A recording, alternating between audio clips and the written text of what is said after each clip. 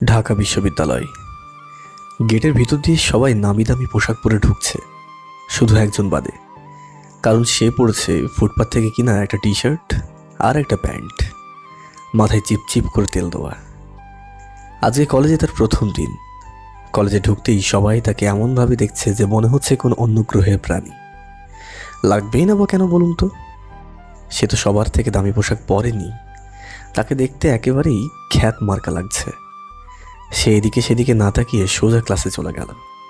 তারপর সে সবার পিছনের সিটে গিয়ে বসে পড়ে। তার কোনো বন্ধু বান্ধব হয়নি কেউ, কিভাবে হবে? সে তো গরিব, কিন্তু সে দেখতে খুবই সুন্দর, যে কেউই ক্রাশ খাবে। তারপর তাদের ক্লাসে স্যার প্রবেশ করেন। আপনারা হয়তো ভাবছেন যে এখনো নায়ক নায়িকার পরিচয় দিচ্ছি না কেন। পরিচয় জানতে পাশেই থাকুন। স্যার সবার পরিচয় জানতে শুরু করছেন। তখন একটা মেয়ে দরজায় দাঁড়িয়ে বলল, May I come in, sir? Yes, come in. Why you are late to come class? Sorry, sir. Okay. তারপর মেয়েটি সামনের বেঞ্চে বসলো। স্যার আবারও পরিচয় পর্ব শুরু করলেন। একে একে সবার নাম ঠিকানা জানতে শুরু করলেন। তারপর মেয়েটার কাছে তার পরিচয় জানতে চাইলেন। তখন মেয়েটা বলল, আমার নাম সুরাইয়া আক্তার নিধি। বাবার নাম আজমল হোসেন, তিনি এই শহরের বিশিষ্ট ব্যবসায়ীদের মধ্যে একজন। আর মায়ের নাম আয়েশা বেগম, তিনি গৃহিণী। ইনি হলেন আমাদের গল্পের নায়িকা সুরাইয়া আক্তার নিধি। সবার পরিচয় পর্ব শেষে স্যার লাস্ট বেঞ্চে বসা ছেলেটির কাছে চলে যায় তার পরিচয় জানতে। তারপর সে বলল, আমার নাম ওমর ফারুক ফাহিম, আর আমি হলাম গল্পের নায়ক। তাহলে পড়াশোনার খরচ কিভাবে চলবে? স্যার আমি কাজ করি, তাই আমার পড়ালেখার খরচের সমস্যা হবে না। তারপর স্যার বললেন, আজকে তোমাদের ক্লাস এটুকুই। এই বলে স্যার চলে গেলেন। তারপর একটা ছেলে আমার সাথে বন্ধুত্ব করতে আসলো। ছেলেটির নাম হলো সিয়াম। তারপর সিয়াম আমাকে আর তার আরও দুই বন্ধুর সাথে পরিচয় করিয়ে দেয়। তাদের একজনের নাম সুমন আর একজনের নাম সিয়াম। তারা তিনজনই মধ্যবিত্ত পরিবারের সন্তান। তারপর ক্লাস শেষ করে বসার উদ্দেশ্যে চলে আসি। সিয়ামরাও আমার সাথে আসে আমাকে এগিয়ে দেওয়ার জন্য। আমি আমার বাসার গলি পর্যন্ত তাদের সাথে আসি। তারপর বলি, এখন আমি যেতে পারবো, সামনেই আমার বাসা। এখন তোরা তোদের বাসায় চলে যা, কালকে এইখানে দেখা হবে। ভাবছেন বন্ধুত্ব হলো কিছু ঘন্টা হলো, আর এখন থেকেই তুই বলি? আমি বলতে চাইনি আসলে, সিয়াম কড়াভাবে বলেছে তাই বলছি। তারপর বাসায় গিয়ে ফ্রেশ হয়ে নিলাম, পরে কিছু খেয়েও নিলাম। বাবা, তুই এভাবে কেন চলাফেরা করিস? তোর কিসের অভাব? টাকা, গাড়ি, বাড়ি সব তোর আছে। বাবা, আমি বলি কি, তোর বাবার বয়স হয়েছে, এখন তুই লেখাপড়ার পাশাপাশি অফিসও সামলা। আমার এইভাবে চলাফেরা করতে ভালো লাগে মা। যেদিন সময় হবে সেদিন না হয় আমি তোমাদের ইচ্ছা মতো চলবো। তোমরা আমাকে যেভাবে দেখতে চেয়েছো সেভাবেই দেখবে। আর আমি পড়ালেখা শেষ করার পর অফিস জয়েন করব। করার আগে আমি বাবাকে অবশ্যই জানাবো। তারপর চলে গেলাম একটু বিশ্রাম নিতে, কিন্তু ঘুম আর আসছে না। কারণ জানতে হলে ফ্ল্যাশব্যাকে যেতে হবে। কালকে ক্লাসে যে মেয়েটি এসেছিল, তাকে দেখে আমি প্রচণ্ড রকমের ক্রাশ খাই। বলতে গেলে তার প্রেমে পড়ে যায়। তাই সারাক্ষণ তার কথাই মাথায় ঘুরপাক খাচ্ছে, যার ফলে ঘুম আর আসছে না। পরের দিন সকালে দেখি বাসার সামনে নতুন গাড়ি। প্রথমে মনে করেছিলাম বাবা নিজের জন্য হয়তো কিনেছে। তারপর হঠাৎই বাবা এসে বললেন যে গাড়িটা নাকি আমার জন্য কিনেছে। বাবা, কিছু মনে করবেন না, আমি এখন এই গাড়ি নিতে পারবো না। গাড়ির সময় হলে আমি ঠিকই নিয়ে নেব। তাই আমি এখন যেরকম আছি সেরকমই থাকতে চাই। বাবাও আর কিছু বললেন না। তারপর আমি রুমে গিয়ে ফ্রেশ হয়ে কলেজের জন্য রেডি হয়ে নিই। কিছু হালকা নাস্তা করে বের হয়ে যাই। রাস্তার মোড়ে গিয়ে দেখি সিয়াম, সুমন, সিয়াম দাঁড়িয়ে রয়েছে। সিয়াম দুইবার লিখছি বলে মনে করবেন না টাইপিং মিস্টেক। আমার সিয়াম নামে দুই বন্ধু আছে। তারপর তাদের সাথে কথা বলতে বলতে ভার্সিটি চলে আসি। আসার পর দেখি একটা মেয়ে একজন রিক্সা চালকের সাথে খারাপ আচরণ করছে। তারপর আমরা সেখানে গিয়ে জানতে পারি নিধি রিক্সা চালকের রিক্সা সহ তার গাড়ি দিয়ে ধাক্কা মারে এবং লোকটার ওপর চেঁচামেচি শুরু করে। এক পর্যায়ে নিধি লোকটাকে তার চিকিৎসা টাকা দেওয়ার বদলে ওনাকে চড় মারতে যায়। আমার খুবই রাগ উঠে যায়। তখন আমি নিধিকে ঠাস ঠাস ঠাস করে 3টা চড় মারি। তারপর বলি, নিজে দোষ করে গরিব মানুষের ওপর চাপাচ্ছ কেন? হ্যাঁ?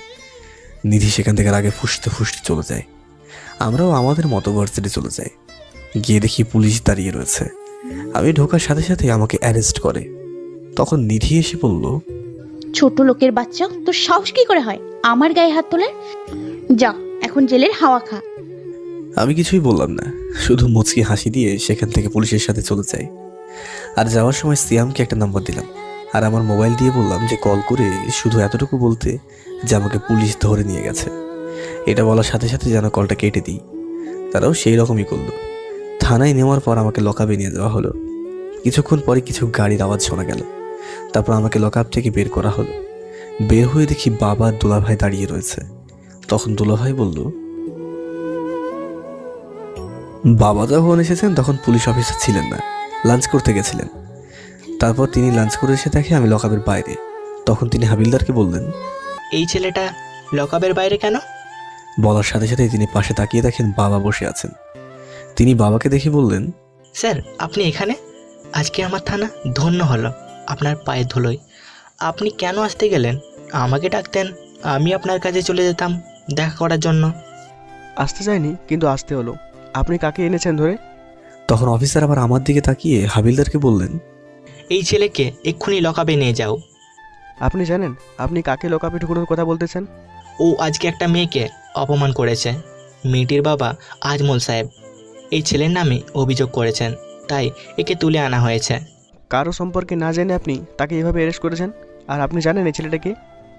না স্যার। শুনুন, ও হচ্ছে ফাহিম, গ্রুপের ফিউচার অ্যাডমি, ওমর ফারুক ফাহিম, যার কথা আমি সব আলোচনা প্লাস টিভিতেও বলি, কিন্তু ছবি দেয় না। কারণ আমার ছেলে সব পছন্দ করে না, সে সাধারণভাবে চলাফেরা করতে পছন্দ করে। নেক্সট টাইম যেন ভুলটা না হয়। সরি স্যার, আর কখনো এমন ভুল হবে না, এবারের মতো ক্ষমা করবেন। তারপর আমরা সেখান থেকে বাসায় চলে আসি। বাসায় এসে ফ্রেশ হয়ে লাঞ্চ করি সবাই একসাথে। লাঞ্চ করার সময় দেখি খাবার টেবিলে আপু বসে আছে এবং অন্যান্য সবাই আছে। আমাকে দেখে বলেন, পুলিশ ওকে মারবে কেন? মা, তুমি কিছু কি জানো না? কি জানবো? আপু আমার দিকে তাকালো। আমার চোখ রাগানো দেখে আপু বলল, মা, আমি তো মজা করছিলাম, তুমি সত্যিই ভেবে নিয়েছো নাকি? সবার সাথে লাঞ্চ করে রুমে গিয়ে দিলাম এক ঘুম। বিকেলে সিএমের কলে ঘুম ভাঙলো। তারপর উঠে ফ্রেশ হতে চলে গেলাম তাদের সাথে আড্ডা দিতে। গিয়ে দেখি তারা কি নিয়ে যেন মনে হলো আলোচনা করছে। আমি গিয়ে বললাম, কি নিয়ে এত আলোচনা হচ্ছে? হ্যাঁ, আরে দেখ, সিয়াম বলছে আজকে দুপুরে নাকি তোকে ফাইম গ্রুপের এমডির গাড়িতে দেখেছে। মনে হয় থানা থেকে আসার পথে গাড়িতে দেখে ফেলেছে। যে করেই হোক ম্যানেজ করতেই হবে। আরে এইসব কি বলিস? আমি এত বড় কোম্পানির মালিকের সাথে? মনে হয় ভুল দেখেছিস তুই। আমিও কতক্ষণ ধরে এই কথাই বলছি। তারপর এইভাবেই আমরা অনেক সময় আড্ডা দিই। তারপর যে যার বাসায় চলে যাই। এইভাবে কেটে যায় 4 বছর। আজ আমাদের অনার্স ফাইনাল ইয়ারের শেষ পরীক্ষা, তাই আমরা 4 বন্ধু আগে এসে বসে আড্ডা দিচ্ছিলাম।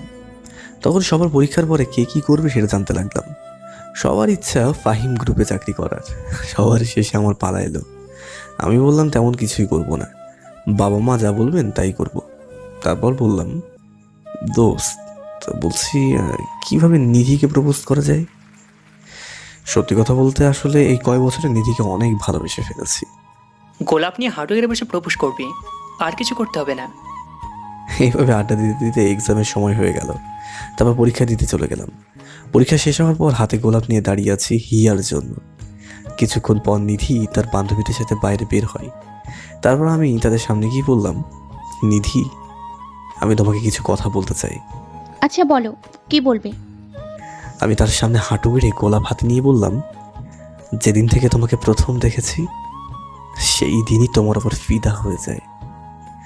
জানি না তা কখন ভালোবাসায় পরিণত হয়, তাই আজ আর না বলে থাকতে পারলাম না। I love you Nidhi, I love you so much. Do you love me? কি ভাবছেন চড়গুলো কার গালে পড়েছে? আর কারো নয়, ঠিকই ভেবেছেন, আমার গালেই পড়েছে। ছোট লোকের বাচ্চা, তোর সাহস হয় কি করে আমাকে ভালোবাসি বলার? আমি ভালোবাসবো, তাও আবার তোকে, তোর মতো ছোট লোককে? তুই ভাবলি কি করে? আসলে দোষ তোর না, তোর বাবা মার, যে তোর মতো চরিত্রহীন ছেলেকে জন্ম দিয়ে লালন পালন করছে। এগুলো বলে নিধি সেখান থেকে চলে গেল, আর আমি মূর্তির মতো দাঁড়িয়ে চোখে জল ফেলছি। তখন আমার বন্ধুরা এসে আমাকে সান্ত্বনা দিল। তারপর আমি তাদের সাথে কথা বলে বাসায় চলে আসি। রাতে বাবা বাসায় এসে জানালেন তার বিজনেস ক্লায়েন্ট আজমল সাহেবের মেয়েকে কোনো গরিব ছেলে প্রপোজ করেছিল, আর মেয়েটি নাকি তাকে চড় মেরেছিল। আর বললেন যে আগামী শুক্রবার ওনার মেয়ে মানে নিধির জন্মদিন, তাই আমাদের ইনভাইট করেছেন। আর বলেছেন বিশেষ করে আমাকে যেন নিয়ে যান, কারণ এখনো পর্যন্ত আমাদের বিজনেস ক্লায়েন্টরা কেউই আমাকে দেখেননি। তারপর সবার সাথে রাতে খাবার খেয়ে রুমে চলে আসি। আসার আগে বাবাকে বললাম 3টে অ্যাপয়েন্টমেন্ট লেটার বানাতে, এবং তার আমার পার্সোনাল সেক্রেটারি হিসেবে থাকবে, আর এই ঠিকানায় পাঠিয়ে দিতে। 3জনের ঠিকানা দিয়ে বললাম, আর বললাম আমি কাল থেকে অফিসে যাব, আর আমার সিকিউরিটির জন্য 5জন গার্ড লাগবে, এবং 2 দিনের মধ্যে যেন সেক্রেটারি প্লাস গার্ড এগুলো রেডি থাকে, কারণ আর 5 দিন পর নিধির জন্মদিন। সেদিন তাকে বিশাল সারপ্রাইজ দেব, যা সে কখনো ভুলতেও পারবে না। তারপর বাবার সাথে কথা বলে গিয়ে ঘুমিয়ে পড়ি। পরের দিন সকালে ঘুম থেকে উঠে রেডি হয়ে নতুন গাড়ি নিয়ে অফিসের জন্য বেরিয়ে পড়ি। আজকে আমার প্রথম দিন অফিসে প্লাস মিটিং। রাস্তায় জ্যামে পড়ে গেলাম। তখন দেখি একটা ছোট্ট বাচ্চা মেয়ে ফুল বিক্রি করছে। তারপরে দেখলাম মেয়েটি আমার গাড়ির গ্লাসে এসে ধাক্কা দিচ্ছে। আমি গ্লাসটা নামিয়ে মেয়েটির সাথে কথা বলছি। তখন দেখি আমার পাশে একটা গাড়িতে নিধি আর তার বান্ধবীরা বসে আছে। তখনই মেয়েটা বলল, স্যার একটা ফুল নেন না, আজকে একটাও বিক্রি করতে পারি নাই। কত করে ফুল? 10 টাকা স্যার একটা ফুল। আমি মেয়েটাকে 1000 টাকা দিলাম, আর নিধিকে উদ্দেশ্য করে বললাম, এইখান থেকে 10টা ফুল ওই ম্যাডামকে দিয়ে আসো, আর বাকি টাকাটা তুমি রেখে দাও। মেয়েটি খুশি মনে চলে গেল। যখন গাড়ির গ্লাস নামাতেই যাব তখন নিধির বান্ধবীরা আমাকে দেখে ফেলে। তা দেখে আমি দ্রুত গ্লাস উঠিয়ে ফেলি। পরে আর তারা আমাকে দেখতে পারেনি, কারণ গাড়ির গ্লাস কালো ছিল, যার ফলে বাইরে থেকে ভিতরে কিছুই দেখা যায় না সেরকমভাবে। তারপর সিগন্যাল ছেড়ে দেয়। আমি চলে আসি অফিসে। সবাই আমাকে স্বাগতম জানায়।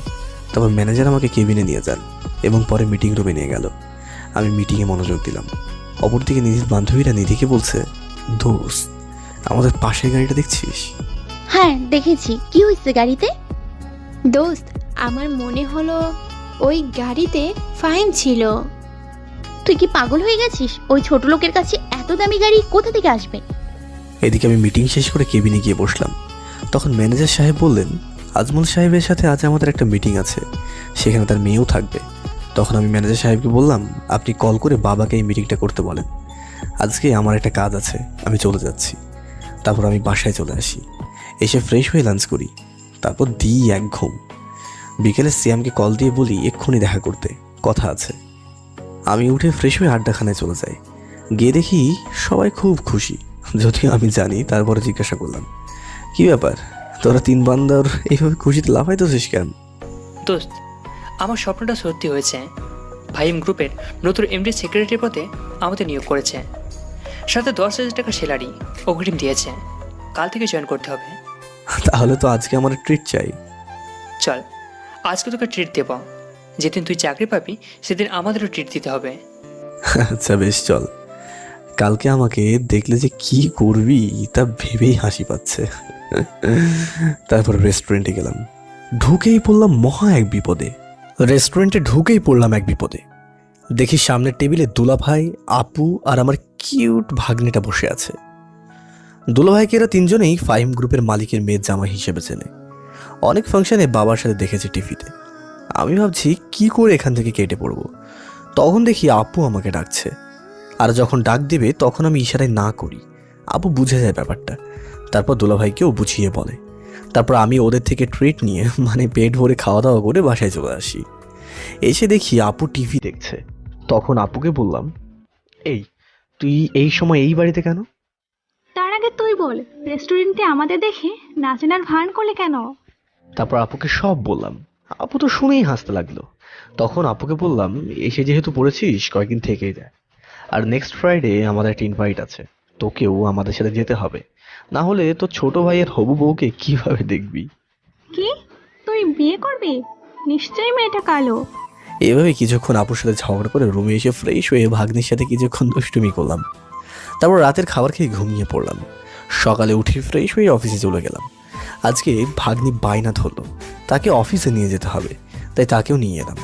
কেবিনে গিয়ে বসে কিছুক্ষণ কাজ করছিলাম। তখন ম্যানেজার সাহেব এসে বললেন, বাবা তোমার জন্য যাদের সেক্রেটারি পদে নিয়োগ করা হয়েছে তারা এসে গেছে। কি ভাবছেন, ম্যানেজার হয়ে আমাকে বাবা বলে ডাকলেন কেন? আসলে তিনি আমার বাবার বয়সী হবেন, তাই ওনাকে বলেছে আমাকে বাবা বলে ডাকতে। আমি ওনাকে বললাম ওদের পাঠিয়ে দিতে। তারপর তারা এসে বললেন, স্যার, আমরা ভিতরে আসতে পারি? হ্যাঁ আসুন। আর আপনাদের আসতে তো দেরি হলো কেন? সরি স্যার, রাস্তায় জ্যাম ছিল। আমি ওকে বলেই ওদের দিকে তাকাতেই তারা চমকে যায়। দেখে মনে হচ্ছে যেন আকাশ থেকে পড়েছে। তখন সিয়াম বলল, তুই এত বড় লোক আগে বলিসনি কেন? লাস্ট এক্সামের দিন কি বলেছিলাম মনে আছে? হ্যাঁ, মনে আছে। তারপর তাদের সাথে কিছুক্ষণ কথা বলে অফিসের কিছু কাজ করে আমি বাসায় চলে আসি। এভাবেই ব্যস্ততার মধ্যে কেটে যায় আমার 2 দিন। আজ শুক্রবার, নিধির জন্মদিন, তাই গিফট হিসেবে ব্র্যান্ড নিউ কার তাকে পাঠিয়েছি। তারপর সবাই রেডি হলাম নিধির বাসায় যাওয়ার জন্য। এদিকে নিধি গাড়িটা দেখেই তো অবাক হয়ে যায়, আর তার বাবাকে বলে যে এত দামি গাড়িটা কে গিফট করলো। তখন তিনি বললেন, ফাহিম গ্রুপ অফ ইন্ডাস্ট্রির নতুন এমডি ওমর ফারুক ফাহিম। নিধি আমার নাম শুনে মনে করার চেষ্টা করে যে এই নামটা আগে কোথাও শুনেছে, কিন্তু মনে করতে পারছে না।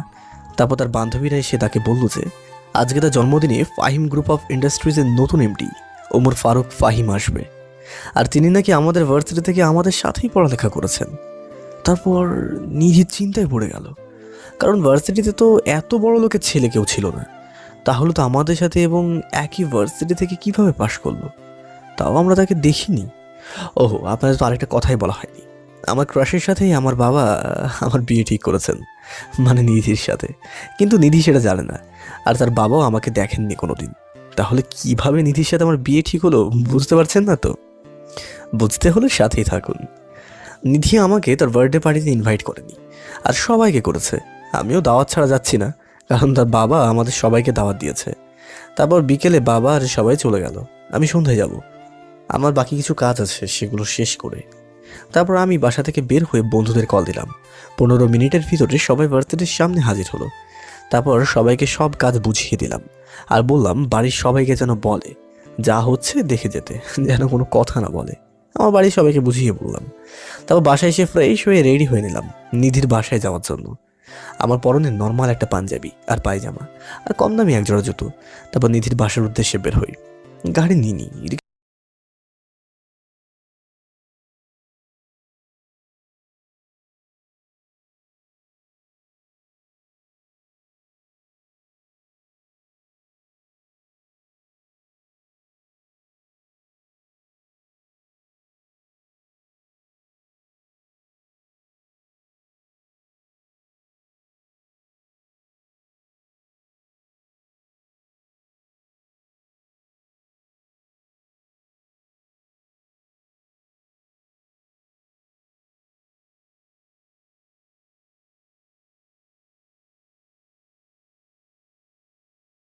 কেউ না। আজকে তোমার জন্মদিন তো, তাই তোমাকে শুভেচ্ছা জানাতে এসেছি। আর এটা তোমার জন্য একটা ঘড়ি, তার দিকে গিয়ে দিই। ঘড়িটা দামি, কিন্তু প্যাকিং সেভাবে করেছি যাতে দামি মনে না হয়। তারপর নিধি বলল, ভিখারির মতো যখন এসেই পড়েছিস, খাবার খেয়ে যাস। আই এম সরি, আমি এখানে খাবার খেতে আসিনি। এসেছিলাম তোমাকে তোমার জন্মদিনে গিফট দিয়ে শুভেচ্ছা জানাতে। জানানো হয়ে গেছে, এখন আমার ফিরে যাবার পালা। তারপর আমি সেখান থেকে চলে আসি, আমার সাথে আমার বন্ধুরাও চলে আসে। সেখান থেকে বের হয়ে আমি বাবাকে কল করে বললাম যে নিধির বাবাকে বলতে যে এঙ্গেজমেন্ট কালকে কমিউনিটি সেন্টারে হবে, বলে আমি কলটা কেটে দিই। তারপর আমি বন্ধুদের বললাম, তোরা চলে এসেছিস কেন, তোরা এনজয় করতি। তখন সিয়াম বলল, যেখানে তোকে অপমান করে দিয়েছে সেখানে আমরা কি করে থাকি? আর এসব করে তুই কি পাচ্ছিস? অপমান ছাড়া তো আর কিছু পাচ্ছিস না। তোরা কি খাবি, আমার খুব খিদে লেগেছে। তারপর সবাই মিলে একটা রেস্টুরেন্টে ঢুকলাম, সবাই মিলে অনেক কিছুই খেলাম। এদিকে বাবা নিধির বাবাকে বললেন যে আমার কিছু গুরুত্বপূর্ণ কাজ থাকে, আমি যেতে পারবো না, কাল কমিউনিটি সেন্টারে চলে আসতে।